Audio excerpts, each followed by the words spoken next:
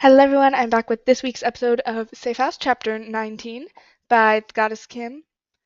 Quick trigger warning, this chapter does start with a bit of essay just at the beginning real quick.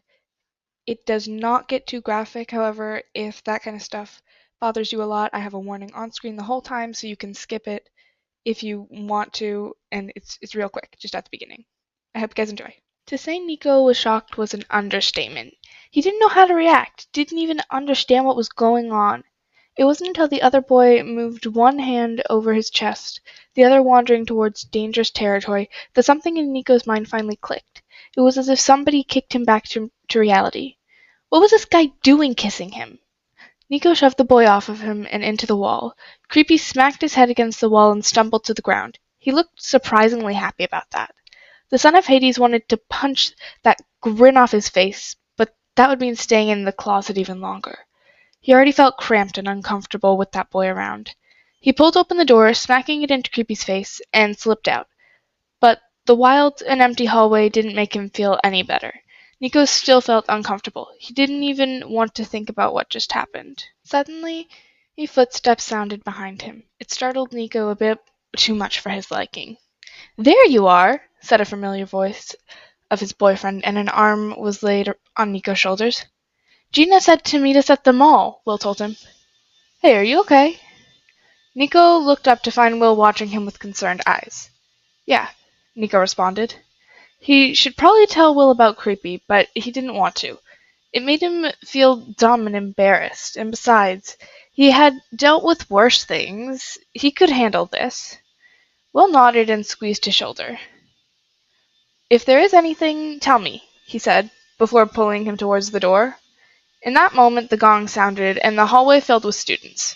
Nico caught a glimpse of Creepy, a black eye forming before he was outside. The boy looked furious. Definitely not a good thing. Outside, students were talking and laughing, the sun still shining brightly. So brightly it nearly blinded Nico at first. "What's got your dad in such a good mood?" Nico grumbled quietly. Will started laughing. "No idea. Better not to worry about it for too long," he told him. "I'm excited for ice cream." Nico looked at him startled. "What?" "Didn't you listen? We're gonna eat ice cream now," Will explained. Nico looked at him confused. "When did they decide that?" Will sighed and told him about a talk with Gina and them going to the mall. "She said you agreed," he finished. By now they had passed the front gate. "I don't want to go to the mall," Nico protested. "But please," Will begged, giving him puppy dog eyes. Nico rolled his eyes but shook his head. "You can go, I'd rather go home," he said. Will stomped and looked at him weirdly. "You sure everything's all right?" He sounded concerned. Nico huffed, annoyed, and spun around facing him. "Yes!" he snapped. Will looked surprised but nodded. "Okay, then, we'll go home," he said. He looked a bit sad at that. "As I said, you can go and meet up with Gina. I have nothing against that," Nico told him again. "But then you're all—" Will started. "God's solace, I don't need a freaking babysitter!" Nico yelled at him. Will jumped back in surprise. "I am perfectly capable of looking after myself, so stop treating me like a glass doll," he said in a bit of a calmer tone. "I didn't mean it like that," Will mumbled. He looked a bit hurt at Nico's outburst. Nico ignored him and whirled around again, stomping off towards their apartment. He didn't even know why he was so angry at Will. It wasn't like he did anything. Maybe the whole situation was too much to handle. In the last few days, so much happened that he wondered if it would just be better to be back at camp. He probably shouldn't have signed up for the project. It just got him into this mess, whatever this was. Nico felt like he had lost complete control over his life, and some god was now just throwing stuff at him until he snapped. Probably Cupid, that bastard. He reached the building and found that the front door was open. A young woman was standing inside, struggling to balance a grocery bag, a baby, and the post in her arms while having a discussion on her phone. Nico having calmed down a bit, offered to help her, but she shook her head at him and went back to talking. Nico shrugged and went past her towards the stairs. In that moment, the kid leaned over their mother's shoulder a bit too far. It happened in slow motion. The woman screamed as the little child fell head-first towards the floor. Nico's reflexes kicked in and caught it, just before it landed. The kid looked stunned, and Nico had no idea how he could explain that he moved that fast. The woman was staring at him for a second before dropping her bags and wrapping her arms around him. "Oh God, thank you! You saved his life!" she said, bordering on tears. Nico was pretty sure that a child couldn't die from falling a few feet, but he didn't want to argue with her about that. As if she could read his thoughts, she added, "He was born too early. His skull isn't really fully developed. He wouldn't have survived such a fall on the head." Gingerly, she took her son out of Nico's arms, who was a bit stunned. I'll just go then. Bye?" he mumbled, still not sure what to make of the situation. He started walking towards the stairs again, the woman clutching her baby to her. "Thank you!" she yelled after him. He gave her a small smile before disappearing up the stairs. This had just been weird, even for him. He reached the right floor and stopped in front of his door, realizing that he didn't have a key. Normally, that shouldn't be a problem, but after Leo told him about his powers affecting the concealer balls, he didn't want to risk anything. So he had two options: either use his powers and attract monsters, or not use them and attract stairs because he sat in front of his door. He definitely preferred the monsters over the stairs. Holding his hand over the keyhole, he focused on the shadows there to form a key and hardened it. This done, he flicked his wrist and the shadow key unlocked the door. Nico smirked at his feet and pushed open the door. The door came in contact with something and a clunk was heard. Nico poked his head around the door and looked at the floor.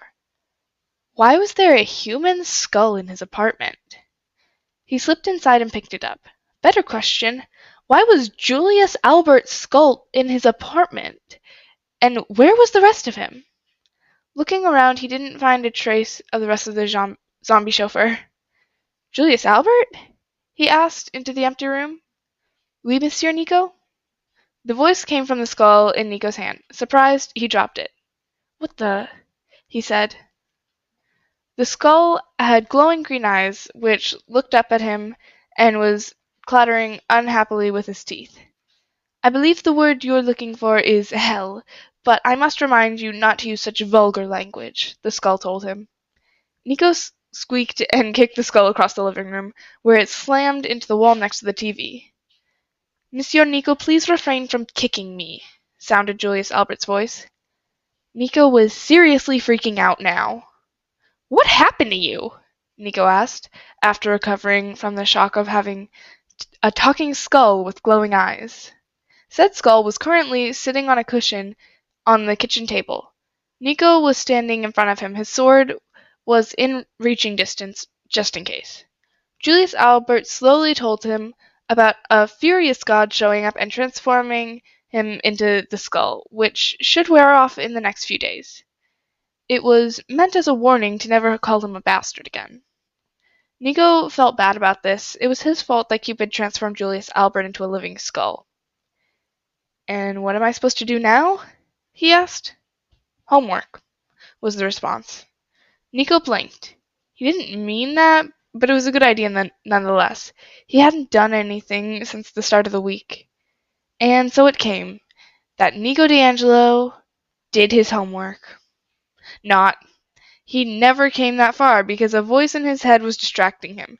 It was telling him to do something about his various problems, instead of solving problems for algebra lessons. Well, if Nico knew how to do that, there wouldn't be any problems. Seriously, Nico was maybe the worst at solving his personal problems. All he ever did was ignore them or run away from them, and in the end, they all came back to bite him. So yes, it would be a good idea to do something about that, but he didn't know how, and the people who could help him were at the other end of the country. Well, except one. "Julius Albert, when does the next bus towards Central Loop leave?" he asked. "In 5 minutes, monsieur," the skull responded. Good, Nico said and jumped up. He grabbed the keys and a bit of mortal money and slipped out the door. Peeking his head back in, he said, "Don't go anywhere." If skulls could look annoyed, Julius Albert did. Getting off the bus in the middle of Central Loop, Nico looked around for the shopping center. It was located in one of the tall buildings along the street. Nico just had to find it, and there it was. He headed towards the big glass doors, nearly getting run over by some tourists on the way. The mall wasn't that impressive. It wasn't as tall as the other buildings, more like 6 stories high, and not so long either, but it was full of people. According to the sign, the food court was on floor 4, so at the top. Nico could only hope that Will and Gina were still there, or he would never find them, and he would have made the whole trip for nothing. Not that it was really that long of a trip. The ice cream parlor wasn't hard to find. A long queue was in front of it, and all the seats were taken. Some children were screaming, and people talked in every language imaginable. All in all, it was really loud. He somehow managed to find the blonde and the redhead without much trouble. They had an unused chair beside them, something that made Nico wonder how they managed that. He weaved through the people, nearly getting iced coffee on his shirt when an elderly man bumped into him. Gina, who was currently talking, had half a finished strawberry glass in front of her, while Will was poking in a chocolate one. Nico reached their table and plopped down in the free seat. Both looked at him startled.